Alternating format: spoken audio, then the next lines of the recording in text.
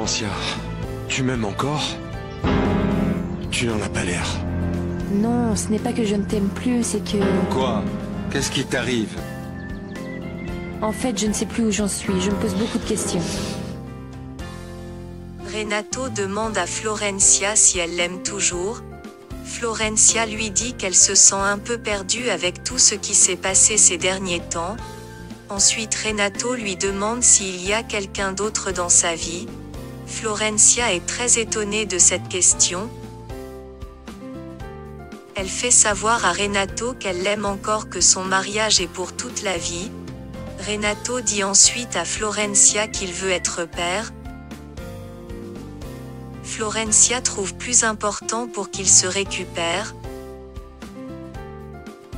Marco appelle Florencia mais elle n'a pas répondu. Renato veut pour qu'elle décroche le téléphone mais elle refuse. Paulina arrive dans la chambre pour informer Florencia que son père a besoin de lui. Florencia sort ensuite avec son portable. Renato, très furieux, demande à Paulina ce qu'elle compte faire de lui. Paulina lui dit que grâce à cette balle il est devenu un martyr et que maintenant Florencia va passer beaucoup plus de temps à ses côtés. Il demande à Renato de rester le plus longtemps que possible dans le fauteuil roulant même s'il sera guérir. Marco demande à Marcela de garder son calme, qu'elle ne doit pas informer Florencia la nouvelle de la disparition d'Irène avant d'aller vérifier si elle a réellement disparu. Paulina informe Alexandro que Ortegon exige pour que la famille Lagos lui donne 5 millions de dollars pour la libération, qu'il doit faire tout son possible pour trouver cet argent. Alejandro demande à Paulina pourquoi Ortegon ne lui a pas laissé parler avec Irène, mais Paulina lui dit qu'elle a beaucoup insisté, que Ortegon n'a pas accepté. Camilo se propose pour aller se présenter devant Mike comme le copain de Vénus.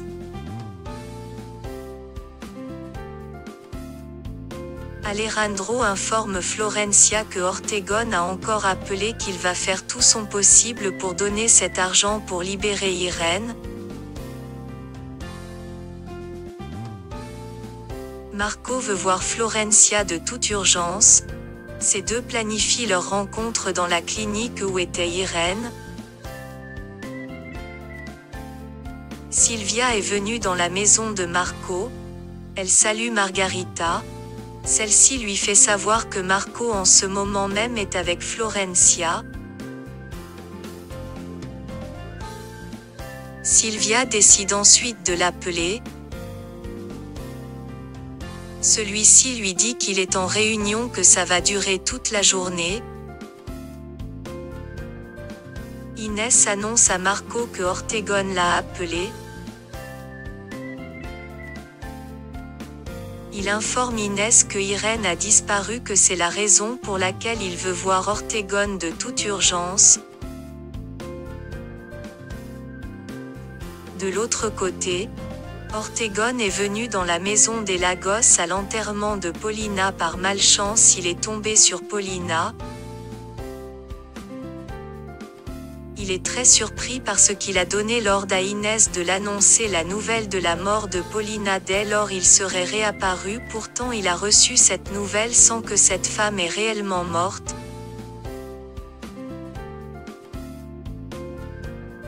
Paulina emmène Ortegon dans un endroit secret de la maison. Paulina veut des explications de la part d'Ortegon sur la disparition d'Irène. Paulina lui fait savoir qu'elle a déjà menti en son nom, d'avoir enlevé Irène pour une rançon de 5 millions de dollars, qu'il doit parler avec Alejandro pour demander cet argent, que 1 million de dollars de cet argent seront pour lui. Vous avez enlevé Irène et vous demandez 5 millions de dollars en mon nom? Personne n'a enlevé personne. La folle a disparu et nous on profite simplement de la situation telle qu'elle est pour faire des petites affaires. 1 million de dollars pour vous. Vous n'avez qu'à passer un petit coup de fil. L'homme que Eusebio a embauché l'informe qu'il a retrouvé Irène devant la clinique.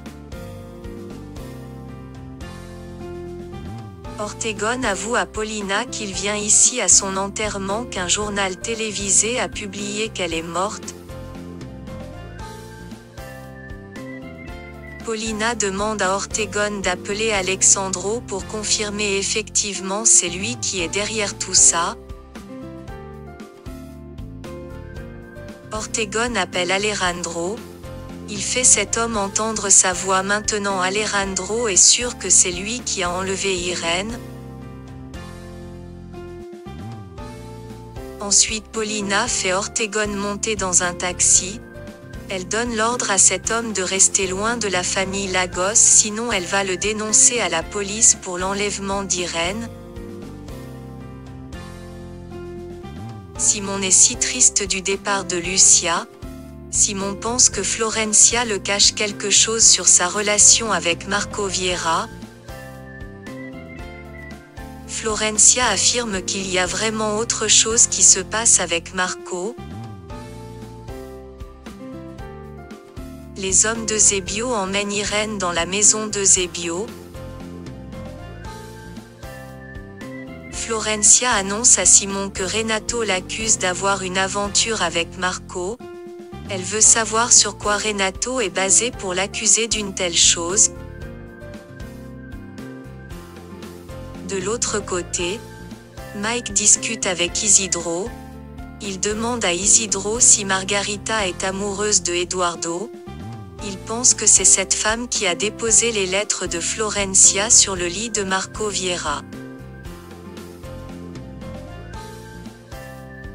Eloïsa discute avec son fils sur sa relation avec Florencia. Renato devient en colère quand Eloïsa lui dit que Paulina est son amante. Camilo explique à Federico que Mike a viré sa nièce Vénus de sa maison, qu'il l'a emmenée à son appartement. Federico en colère parce que Camilo est allé se jeter dans la gueule du loup. Il pense que c'est une mauvaise chose d'avoir accepté la nièce de Mike dans sa maison.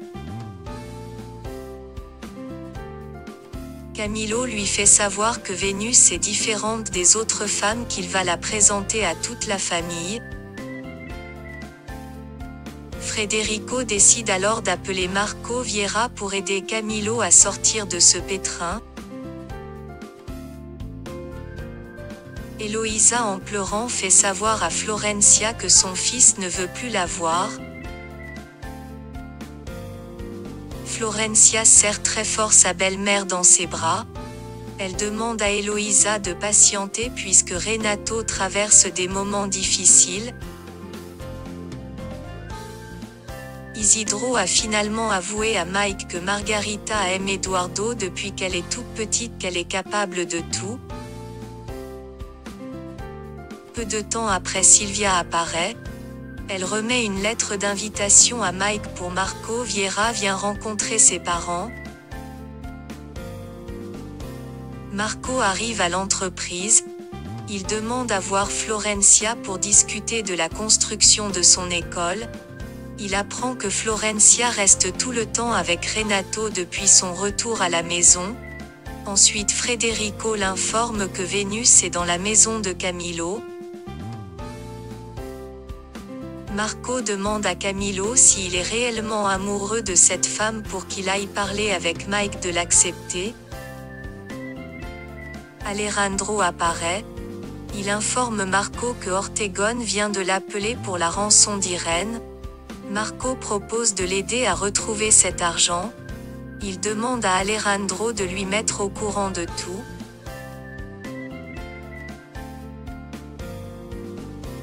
Paulina finit par avouer à Simon que Lucia est partie définitivement de la maison avec un homme, qu'elle ne va pas revenir. De l'autre côté, Camilo par tous les moyens essaie de faire l'amour avec Vénus, mais Vénus refuse.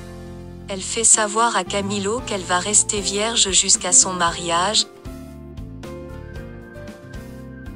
Marco informe Camilo que Mike est prêt à le recevoir ce soir. Isidro vient annoncer à Florencia que Marco veut la voir de toute urgence pour discuter sur la disparition d'Irène. Eusebio fait savoir à Irène qu'elle va rester pour un bon temps dans sa maison.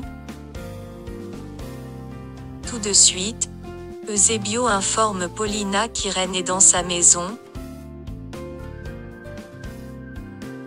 Candelaria fait appel à Paulina pour lui raconter d'autres choses sur Lucia. Paulina finit par apprendre que la bague qui était entre les mains de Lucia appartient à sa mère. Paulina devient muette. Elle n'arrive pas à croire que Lucia est sa fille.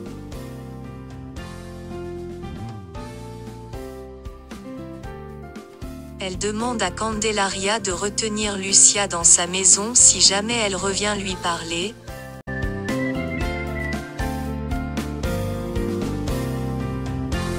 Candelaria, qu'est-ce que vous avez à me dire? Parce que vraiment, je suis pressée, je dois m'en aller. Vous vous souvenez de la bague qu'elle avait? Je lui ai demandé pourquoi elle avait cette bague.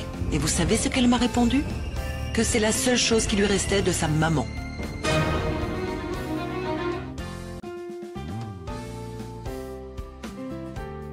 De l'autre côté, Lucia est allée retrouver une sœur dans son village pour qu'elle consacre sa vie entière à l'église. Paulina arrive dans la maison d'Eusebio. Elle voit Irène enfermée dans une chambre. Elle est contente puisqu'enfin elle va apporter des preuves à la famille Lagos qu'Irène est vivante. Satisfaite? C'est incroyable. Maintenant, qu'allez-vous faire? Apporter les preuves que tout le monde attend.